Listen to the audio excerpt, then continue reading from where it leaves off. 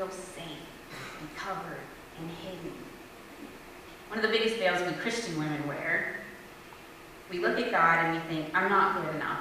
I'm not spiritual enough. I'm not doing enough. And so we wear this veil of activity. It's a very pretty veil. It's sparkly. And people look at it and say, wow, look at you. Look at all the stuff you're doing. But if we're doing it for that reason, it's just stuff. Let's do this more. Let's do this committee, and I'll work with the nursery, and I'll sing in the choir, and I'll add everything I can possibly add, because maybe I don't deserve God's grace. And so maybe if I do all this stuff, maybe I can earn a little bit of it. Another one that's very similar is the veil we put on when we feel like we're unlovable. God shouldn't love me. I know me. I don't deserve God's love.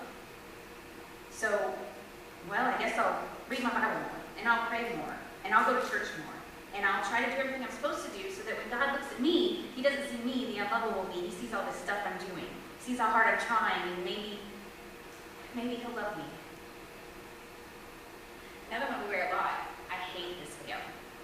It doesn't look so bad, but it's really uncomfortable. It's very scratchy. Guilt. My sin. My regret. Who I know I am. The things that I still struggle with, that I wish I had victory over. And we wear this one, and it chokes us. And sometimes we wear it all day long. Sometimes it just comes and goes. But it seems to always be hanging on. And it's just, ugh. We wear veils between each other. We're supposed to be sisters rejoicing together, but so often we put up things that block our relationships and mess up things. The veil of gossip, or otherwise known as really good prayer requests. This one is a terrible thing for Christian women to wear. You know how it is. You probably all got one of those friends that she just loves to gossip, and being around her, it feels kind of fun for a while because you look at these other women, you make fun of them, or you talk about them, and you feel better about yourself for a little bit.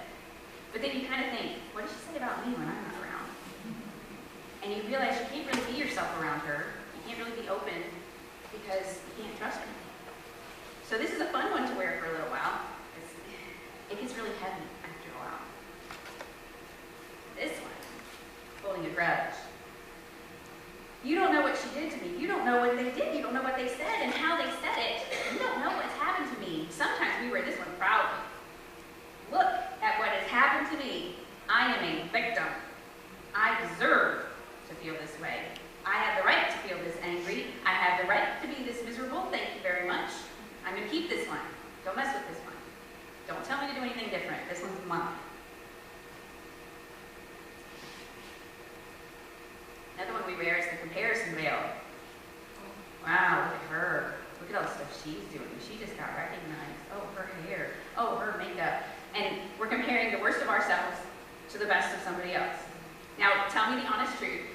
Well, don't, actually. Most of us, right now, do not look the exact same way we looked when we first got up this morning. Thank you. At least you brushed your teeth. I'm sure you did that. But we know ourselves, and then we look at somebody else with all their stuff on and all their veils, and we think, well, I'm not as whatever. Oh, if I only had their looks, if I only had their money, if I only had their husband, if I only had their kids, if I only had their ministry, wow, then I could be happy and then I could be who God wanted me to be. This comparison one is, yeah, it looks real pretty, but it rots underneath and festers. And maybe you don't have that one. Maybe you're saying, I don't compare myself to anybody because I'm totally awesome. Well, that's the pride thing, and that's another veil. Another veil we wear is just plain old shallowness. And that one sounds like it's not a big deal, but it's actually got a very important base. Usually we do that because we feel like, well, if people really knew who I really was, they wouldn't love me, and they wouldn't want to be my friend. So we're not open with each other. We're not telling each other, hey, I'm really struggling with this right now. Could you pray for me? I'm thinking, no, I can't tell them that. So we talk about what? We talk about TV shows. We talk about what we ate for supper last night. We talk about our brand new shoes, and we talk about our purse, and we talked about, sounds like a country song. And this one's just fluffy. And kind of worthless. We wear veils even with our own selves sometimes. Do you ever get tired of listening to stuff in your own head? One of the ones we wear is just the hurtful stuff. Those things that somebody said to you when you were a kid, that you still hear in your head. Those times when somebody out there, whoever knows who they are, told you you're never going to make it, you're never going to be worth anything, you're a loser, you're not as good as so-and-so.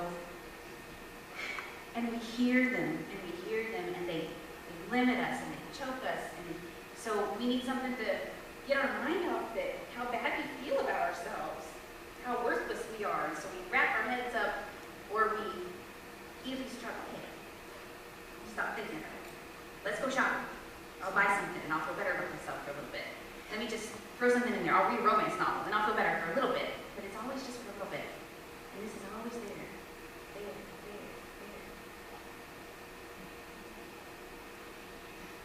We wear the veil with fear sometimes. And we don't want people to know we're scared. So we just wait for pretend. No, that's fine. I'm good. I'm fine. How are you?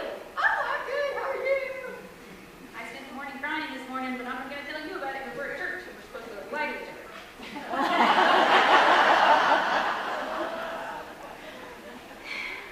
Then we go back to that whole, if you knew who I really was. Well, we know who we really are, don't we? We know the things we think about in the middle of the night that we wish would go away. We know the things we think about when our husband says that thing in that tone and he raises his eyebrows like that. We know. And sometimes we get even tired of ourselves. And so we think, well, I'm gonna be better. I'm gonna do better. And so we spend our time trying to prove ourselves, to God, to everybody else.